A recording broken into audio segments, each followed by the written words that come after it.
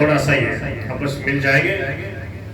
अब सावित्री सत्यवान की कथा का तीसरा भाग। द्युमत सेन और सैव्या की चिंता। उनके पिता माता का नाम है सैव्या। सत्यवान और सावित्री का आश्रम में पहुंचना तथा द्युमत सेन का राज्य पाना। मार्कंडेय जी कहते हैं युधिष्ठिर, इसी बीच द्युमत सेन को दृष्टि प्राप्त हो गई थी क्यों उसने वरदान मांग लिया। उसको आश्चर्य दिखने लग गया, मेरे को कितने वर्षों से दिखता नहीं था, अंधा था, और वो उसने वरदान मांग लिया तो उसको दिखाई दे रहा सब। बोले मेरे को तो सब दिखने लग गया, एकदम स्वस्थ हो गई नेत्र। पुत्र के न आने से उन्हें बड़ी चिंता हुई और रानी सैव्या के सहित वे उसे सब आश्रमों में घूमकर देखने लगे। फिर उनके पास समस्त आश्रमवासी ब्राह्मण आए और उन्हें धीरज बंधाकर उनके आश्रम में उनको ले गए वापस। वहाँ बूढ़े बूढ़े ब्राह्मण उन्हें प्राचीन राजाओं की तरह तरह की कथाएं सुनाकर धैर्य बनाने लगे। उनमें एक सुवर्ण नाम का ब्राह्मण था, वह बड़ा सत्यवादी था। उसने कहा, सत्यवान की स्त्री सावित्री तब इंद्रिय संयम और सदाचार का सेवन करने वाली है, इसलिए वह अवश्य जीवित होगा। एक दूसरे ब्राह्मण गौतम ने कहा, मैंने अंगों सहित वेदों का अध्ययन किया है और बहुत तपस्या भी की है तथा कुमार अवस्था में ब्रह्मचर्य का मैंने पालन किया, गुरु और अग्नि को तृप्त भी किया है। इस तपस्या के प्रभाव से मुझे दूसरों के मन की बात मालूम हो जाती है, अतः मेरी बात सच मानो, सत्यवान अवश्य जीवित है। उसके पिता चिंता कर रहे, बोले मर तो नहीं गया। फिर सभी ऋषि कहने लगे, सत्यवान की स्त्री सावित्री में अवैधव्य के सूचक सभी शुभ लक्षण विद्यमान है, वो विधवा नहीं हो सकती, अतः सत्यवान जीवित ही है। दाल में ऋषि ने कहा, देखिए आपको दृष्टि मिली है और सावित्री व्रत का पालन किए बिना ही सत्यवान के साथ गई है, अतः उसे अवश्य जीवित होना चाहिए। जब सत्यवक्ता ऋषियों ने द्युमत सेन को इस प्रकार समझाया तो उन सब की बात मानकर वे स्थिर हो गए। इसके कुछ ही देर बाद सत्यवान के सहित सावित्री आ गई और वे दोनों प्रसन्न होते हुए आश्रम में प्रविष्ट कर गए। उन्हें देखकर ब्राह्मणों ने कहा, लो राजन, तुम्हें पुत्र मिल गया है और नेत्र भी प्राप्त हो गए। फिर सत्यवान से पूछा, सत्यवान तुम स्त्री के साथ गए थे, सो पहले ही क्यों नहीं लौट आए? इतनी रात बीतने पर कैसे लौटे हो? ऐसी क्या अड़चन आ गई थी? राजकुमार, आज तो तुमने अपने माता पिता और हम सबको भी बड़ी चिंता में डाल दिया, सो हम नहीं जानते क्या कारण हुआ, जरा सब बातें बताओ तो। सत्यवान ने कहा, मैं पिताजी से आज्ञा लेकर सावित्री के सहित वन में गया था। वहाँ जंगल में लकड़ी काटते काटते मेरे सिर में दर्द होने लगा। उस समय ऐसा जान पड़ता कि उस वेदना के कारण ही मैं बहुत देर तक सोता रहा। इतनी देर तो मैं पहले कभी नहीं सोया। आप सब लोग किसी प्रकार की चिंता न करें, इसी निमित्त से हमें आने में देरी हो गई और कोई कारण नहीं। बोले मेरे माथो दर्द करने लागो, मैं सोए गो, जोर से नींद आ गई, बस यही कारण।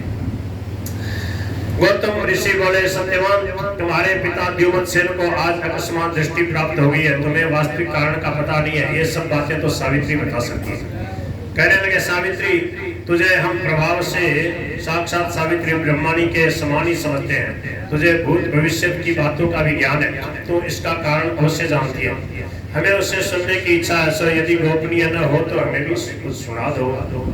सावित्री ने कहा, आप जैसा समझ रहे हैं वैसी ही बात है, आपका विचार मिथ्या नहीं हो सकता, मेरी बात भी आपसे छिपी नहीं है, अतः जो सत्य है वही सुनाती हूँ, श्रवण कीजिए। नारद जी ने मुझे ये बता दिया था कि अमुक दिन तेरे पति की मृत्यु होगी, वह दिन आज ही आया था, इसी से मैंने इन्हें वन में अकेले नहीं जाने दिया।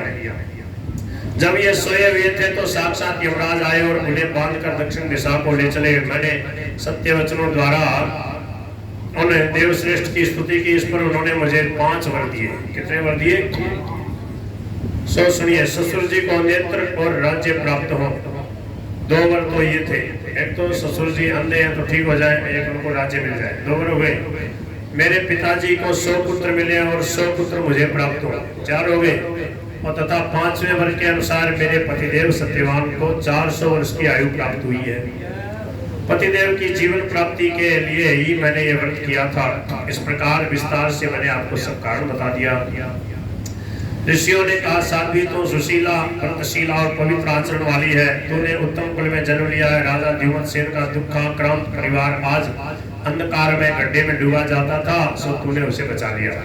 मार्कंडेय जी कहते हैं, राजन वहां एकत्रित हुए ऋषियों ने इस प्रकार प्रशंसा करके स्त्री रत्न भूता सावित्री का सत्कार किया तथा राजा और राजकुमार की अनुमति लेकर प्रसन्न चित्त से अपने अपने आश्रमों को चले गए। दूसरे दिन साल्व देश के समस्त राज कर्मचारियों ने आकर द्युमत सेन से कहा कि वहां जो राजा था उसे उसी के मंत्रियों ने मार डाला है तथा उसके किसी सहायक और स्वजन को भी जीवित नहीं छोड़ा है। शत्रु की सारी सेना भाग गई है और सारी प्रजा ने आपके विषय में एकमत होकर यह निश्चय किया है कि उन्हें दिखता हो अथवा न दिखता हो वे ही हमारे राजा होंगे। ऐसा निश्चय करके ही हमें यहाँ भेजा है। वहाँ जो है आपस में मर गए, शत्रु मर गए एक दूसरे के, कुछ मर गए, कुछ वहाँ से भाग गए जिन्होंने राज्य हड़पा था। प्रजा तो वही थी, प्रजा ने आगे कहा हम तो आपको ही राजा मानते हैं। ऐसा निश्चय करके ही हमें यहाँ भेजा गया। हम आपके लिए ये सवारियां और आपकी चतुरंगी सेना लाए हैं। आपका मंगल हो, अब प्रस्थान करने की कृपा कीजिए। नगर में आपकी जय घोषित कर दी गई है। आप अपने बाप दादू के राज्य पर चिरकाल तक प्रतिष्ठित रहे।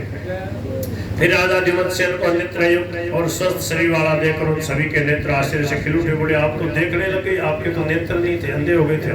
और सब बड़े राजी हुए। उन्होंने उन्हें सिर झुका के प्रणाम किया। राजा ने आश्रम में रहने वाले वृद्ध ब्राह्मणों का अभिवादन किया और उनसे सत्कृत हो अपनी राजधानी को चल दिए।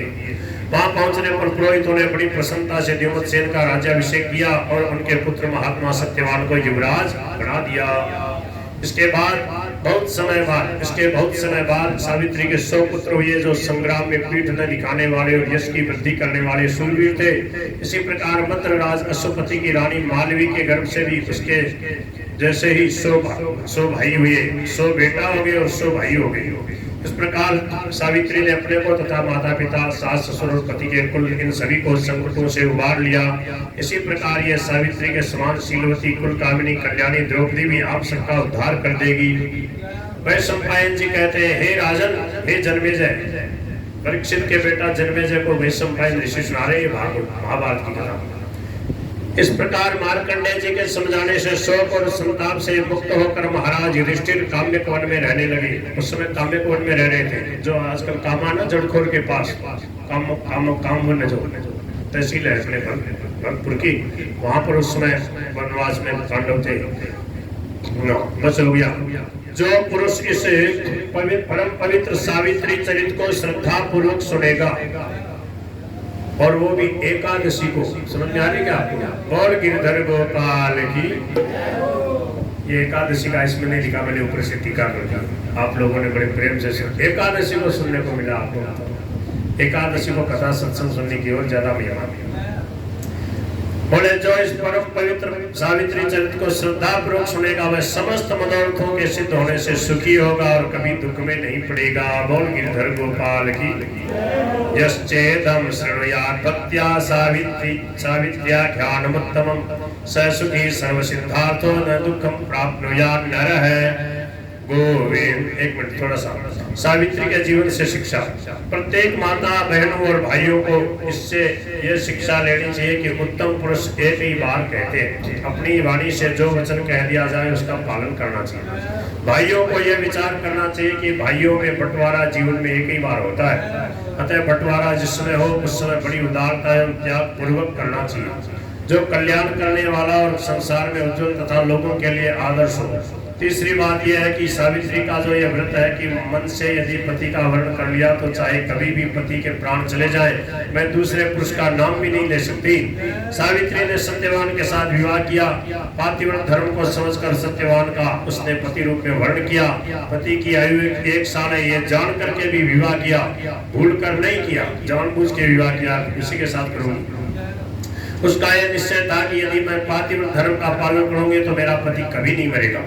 सावित्री के इस आख्यान से बहुत सी शिक्षाएं मिलती है, वे सर्वदा आचरणीय है। अभिभावक को वर की प्रधानता देखनी चाहिए, घर की प्रधानता नहीं। घर बहुत बढ़िया है, बहुत पैसे वाले का लड़का है, ये कभी नहीं देखो। लड़का कैसा चरित्रवान है कि नहीं, खान पान उसका शुद्ध है कि नहीं, ये देखो। सावित्री वर की प्रधानता देखती रही, घर की नहीं। घर तो बहुत बड़े बड़े राजाओं के राजकुमार थे, और उसने तपस्वी, सदाचार संपन्न और अंधे माता पिता की सेवा करने वाला देखा।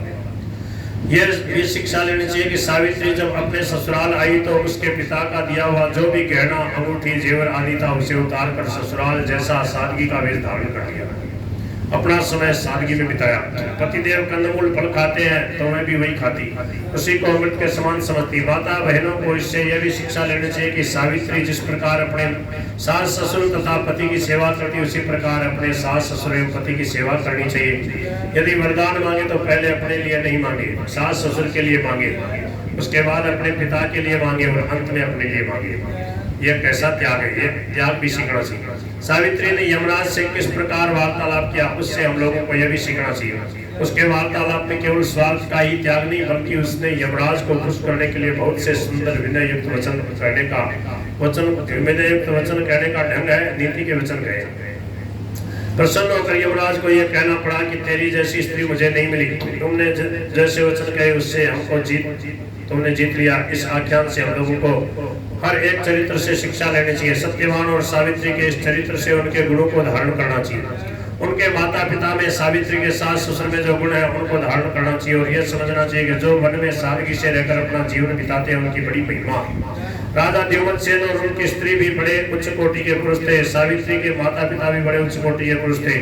सावित्री सत्यवान का ये आख्यान ज्येष्ठ मास में बट सावित्री व्रत के दिन, आज जेठ का महीना चल रहा है ना, देखो जेठ के महीने में आपने सुन लिया, ज्येष्ठ मास में वट सावित्री व्रत के दिन सुने और वट सावित्री व्रत करने का विधान है।